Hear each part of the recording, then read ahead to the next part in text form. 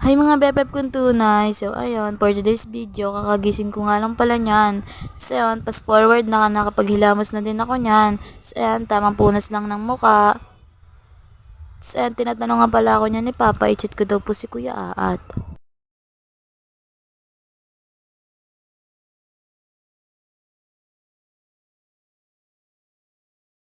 So ayun, tapos na din pala ako magpunas niyan. So ayun, tamang pakit na naman sa camera.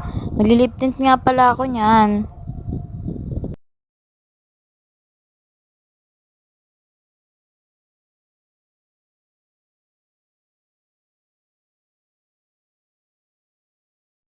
Yan, tamang pakit na naman sa camera. So ayan, lalabas nga pala ako niyan kasi ang boring dito sa bahay.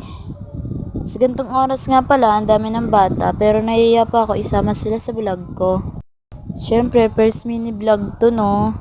Yan, tamang pakit na naman sa kalsada. Ayan, pupunta nga pala ako niyan kay ate. Habang naglalakad, puro pakit lang ang alam sa camera. Yan, naglalakad na ako. Fast forward, nandito na ako sa bahay ng boyfriend niya. Kaso, ayun yung lumabas, sinaiya daw siya.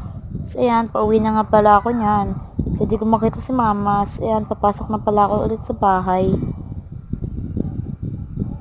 Sinasarado ko na pala yung gate niyan. Fast forward, nandito na ako sa loob. Hanggang dito na lang. Bye-bye!